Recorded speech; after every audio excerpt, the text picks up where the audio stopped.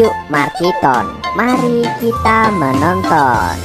Suatu hari di perjamuan persik pada dewa dan siluman, terlihat seseorang yang tidak pernah memakai alas kaki. Sebut saja dia adalah Li.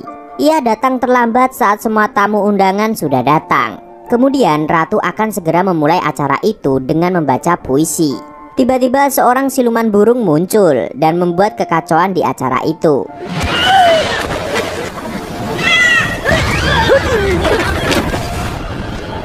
Semua dewa berusaha melawannya dan melindungi ratu. Akan tetapi kekuatannya sangat besar sehingga semua dewa pun kalah. Ia ingin menunjukkan pada ratu kalau dia sebenarnya pantas untuk diangkat menjadi dewa, bukanlah siluman. Kemudian Li memukul wajahnya dengan senjata andalannya yang bernama Ruyi dan menyerangnya hingga siluman itu kalah. Kemudian ratu memberikan tepuk tangan. Ini semua adalah kejutan yang sengaja dibuat oleh ratu untuk menguji kemampuan mereka, dan yang berhasil tetap tenang di segala situasi adalah si Li. Lalu ibu ratu memberikan penghargaan padanya. Kemudian mereka semua berpesta dan bersenang-senang bersama. Setelah perjamuan itu selesai, Li merasa ada yang mengikutinya. Ia langsung menyerang dengan ruyinya, tapi tanpa sengaja senjata andalannya terjatuh di bumi.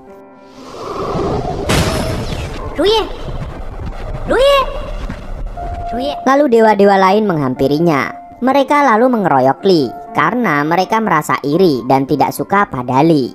Setelah itu Li memutuskan untuk turun ke bumi mencari pasukannya. Saat turun ke bumi, Li bertemu dengan gadis cantik bernama Pian Pian. Li segera menolong Pian Pian yang hampir jatuh dari pohon apel. Pian Pian pun berterima kasih pada Li lalu memperkenalkan diri. Li mengatakan kalau ia seorang dewa dan sedang mencari pusakanya. Tetapi Pian Pian tidak pernah melihat benda yang ia cari. Lalu ia membawa Li pada kepala desa. Mungkin saja kepala desa tahu.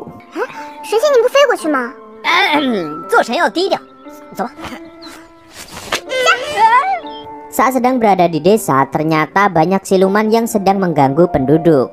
Siluman itu ingin merebut harta karun penduduk yang tersimpan di gunung. Li pun segera menolong mereka dan melawan semua siluman itu. Pertama, Li melawan siluman laba-laba yang menyerang dengan melilitkan jaring laba-laba. Tetapi Li yang sangat santai malah merajut benang itu menjadi baju yang mengikat siluman itu sendiri. Lalu ia memukul siluman genderuwo yang selalu menggunakan palunya untuk memukul. Hanya dengan sekali pukul saja, Li sudah bisa menaklukkan siluman itu. Dan terakhir, Li melawan siluman yang menggunakan bau badan untuk membuat lawannya pingsan. Li pun segera memakan bawang dan menyemburkan aroma bawang untuk melawan bau badan siluman yang sangat busuk itu. Setelah berhasil mengalahkan mereka semua, Li pun dijamu oleh penduduk untuk duduk dan menikmati makanannya.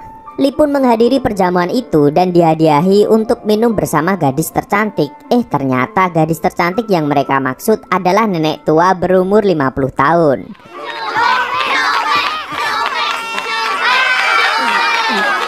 Lalu Li pun mengorek informasi mengenai harta karun yang mereka miliki. Kabarnya harta karun itu turun dari langit secara tiba-tiba. Kemudian kepala desa pun menceritakannya. Beberapa bulan yang lalu penduduk melihat cahaya emas dari langit dan turun di gunung. Setelah kejadian itu suasana desa menjadi tentram dan sangat nyaman. Lalu mereka memutuskan untuk melindungi harta karun itu. Karena semenjak kejadian itu para siluman selalu datang dan mengganggu mereka semua. Li kemudian mengatakan kepada kepala desa bahwa harta karun itu adalah Ruyi, pusakanya yang selama ini ia cari. Lalu kepala desa pun berniat mengembalikan harta karun itu kepada pemiliknya. Akan tetapi kepala desa berbohong. Ia tidak pernah ingin mengembalikan harta karun itu pada Li. Li malah dirantai setelah dibuat mabuk dan tak sadarkan diri di perjamuan tadi.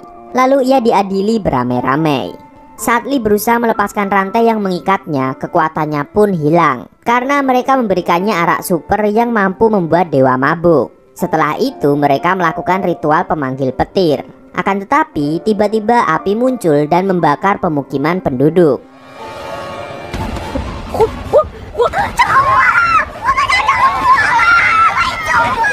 Mereka semua pun pergi ke pemukiman dan meninggalkan Li. Saat para penduduk sedang memadamkan api, Pian Pian datang dan membebaskan Li. Dia akan membawanya untuk menemukan harta karunnya. Setelah itu, Li harus kembali ke langit dan selalu menjaga desanya. Li pun menyanggupi janji tersebut. Lalu Pian-Pian segera membawanya ke gunung. Penduduk yang mengetahui Li melarikan diri itu pun berusaha mengejarnya. Akan tetapi kepala desa mencegahnya. Karena percuma saja mereka ke sana, tidak akan bisa mengambil harta karun itu. Karena di sana sudah dipasang banyak sekali jebakan. Sesampainya di gunung, Li pun menggunakan kekuatannya untuk menemukan jebakan-jebakan yang ada di depannya. Baginya jebakan kepala desa terlalu mudah untuk dilewati. Tapi tiba-tiba ia malah terperangkap ke dalam lumpur hisap. Pian-Pian pun menariknya hingga berhasil keluar.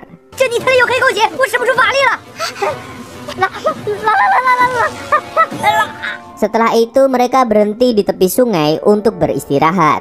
Saat duduk bersama, Pian-Pian menanyakan pada Li jika ia benar seorang dewa, mengapa ia berpakaian seperti orang biasa, bahkan tak pernah menggunakan alas kaki. Kemudian Li menceritakan tentang kisahnya di masa lalu.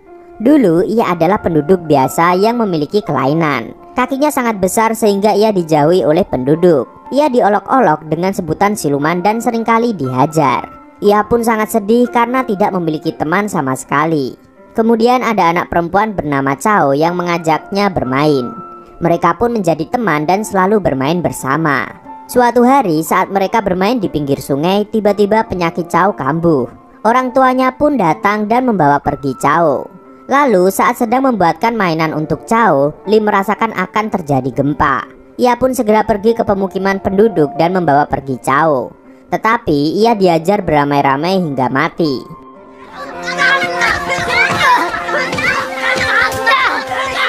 Setelah itu ratu dari para dewa memberinya penghargaan. Karena ia sangat baik dan tidak pernah merasa dendam pada orang yang telah menyakitinya, ratu mengangkatnya menjadi dewa dan kakinya pun kembali ke ukuran normal. Semenjak itu ia sudah terbiasa berjalan tanpa alas kaki. Setelah itu mereka kembali melanjutkan perjalanan. Saat memasuki gua, banyak sekali anak panah yang menyerang mereka. Untungnya Li sangat sigap. Lalu ia menggunakan kekuatannya untuk melindungi Pian-Pian.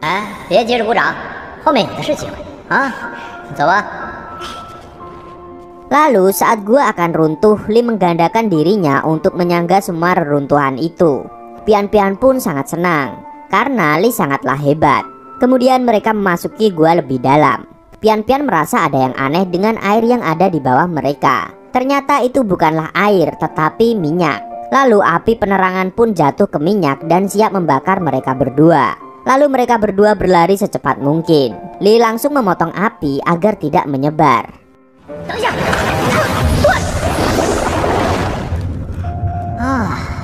Setelah itu ada batu besar yang menggelinding ke arah mereka. Dengan kekuatannya Li membuat dirinya dan Pian-Pian mengecil.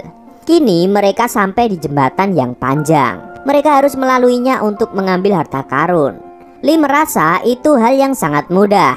Tapi saat ia mencoba melewatinya, tubuhnya malah terpental. Ternyata kepala desa sudah memasang pagar goib yang tidak bisa ditembus oleh siluman ataupun dewa. Lalu Pian-Pian membantunya melepaskan semua jimat dan jebakan yang dipasang di sana. Saat di tengah jembatan, Pian-Pian terpeleset karena jembatan itu sangat rapuh. Ia berusaha sekuat mungkin kembali naik ke jembatan. Untungnya Pian-Pian adalah gadis yang tangguh. Lalu ia membersihkan sisa jimat yang masih ada. Setelah itu Li pun bisa melewatinya. Saat tiba di atas gunung, mereka sangat senang karena sudah menemukan harta karun itu. Namun saat hendak mengambilnya, para siluman itu pun muncul dan merebut harta karun itu. Pian-Pian pun meminta bantuan Li untuk mengambil harta karunnya dari para siluman. Karena Li mengetahui kalau ternyata harta karun itu bukanlah Ruyi pusakanya. Ia pun malas tahu dan tidak mau membantu Pian-Pian untuk mengambilnya. Pian-Pian sangat kecewa pada Li dan ia merasa kebaikannya dikhianati.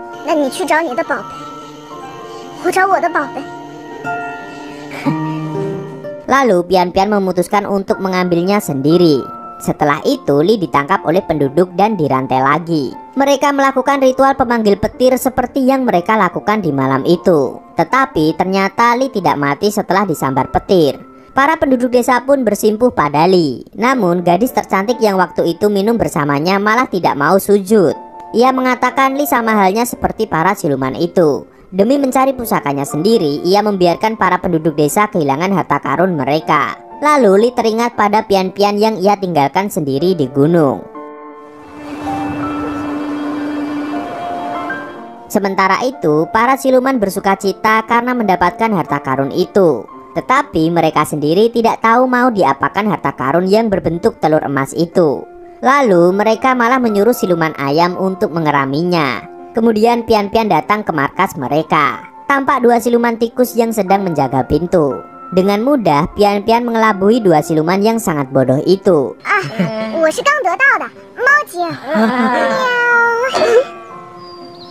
Ia yang menyamar menjadi siluman kucing pun memasuki markas dengan mudah. Lalu ia menghampiri si siluman ayam yang tengah mengerami telur. Lalu ia pun kembali menipunya. Ternyata siluman itu nggak punya otak.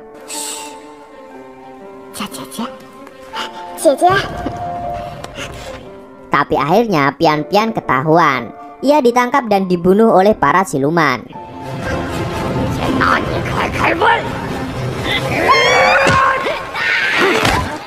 Tiba-tiba Li pun datang dan menghajar semua siluman itu. Akhirnya Li berhasil mengalahkan mereka semua dan membawa kembali harta karun penduduk desa.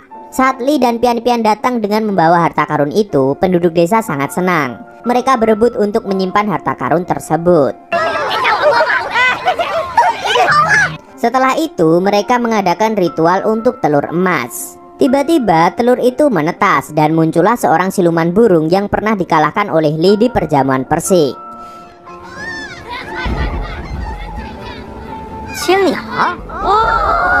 Ia menyerang Li hingga Li pun tersungkur dan terpental. Ia mengatakan kalau semua ini adalah ulah para dewa. Saat berada di dunia dewa, Xing Niao selalu dikucilkan dan dihina. Ia ingin kabur ke dunia manusia. Tetapi saat itu Li menghajarnya dengan Ruyi dan ia pun jatuh ke bumi. Saat ia terjatuh, para penduduk mengira kalau ia adalah harta karun. Mereka sangat melindunginya dan menjaga harta karun itu yang ternyata di dalamnya adalah siluman. Xing Niao mengajar semua penduduk dan memporak-porandakan desa. Li sangat geram melihatnya, tetapi ia sudah tidak berdaya. Lalu Xing Niao mengarahkan sihirnya pada Li. Sangat tidak disangka ternyata pian-pian memasang badan untuk melindungi Li, hingga akhirnya ia tumbang akibat serangan sihir Xing Niao. Li sangat terkejut. Pian-pian mengorbankan dirinya untuk Li. Lalu muncul simbol Ruyi di dahi pian-pian. Ternyata saat itu ketika Cao, gadis kecil yang menjadi teman Li itu sudah beranjak dewasa, ia sakit-sakitan dan meninggal. Karena semasa hidupnya Cao menyembah dewa dengan tulus, ia pun diberikan pilihan untuk reinkarnasi. Cao memilih untuk menjadi orang yang selalu menemani Li.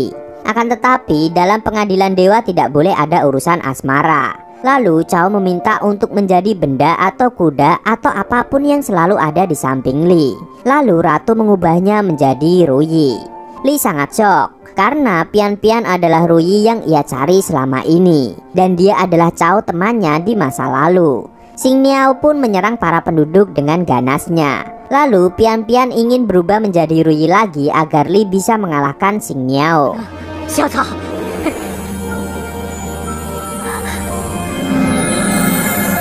Dengan Ruyi yang ia miliki, Li menjadi sangat kuat. Pertarungan sengit antara dewa alas kaki dan Xing Niao pun tidak terelakkan. Hingga akhirnya Xing Niao kalah dan tak berdaya.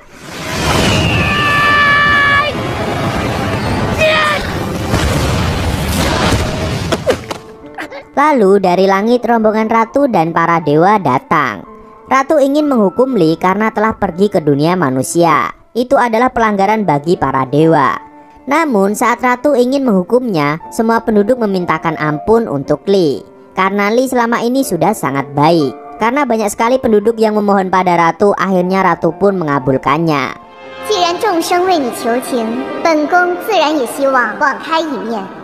Kini ratu ingin menghukum Xing Niao. Namun Li tidak tega dan ia meminta ratu untuk mengampuninya juga. Karena selama ini Xing Niao hanya tersesat dan gelap mata. Lalu mereka berdua pun mendapatkan ampunan ratu. Di akhir film kita melihat Li yang masih tinggal di bumi dan tidak kembali ke dunia dewa. Ia ingin selalu menjaga dan melindungi desa pian-pian dari semua siluman dan makhluk yang mengganggu mereka. Pak Camat makan tomat dan film pun tamat.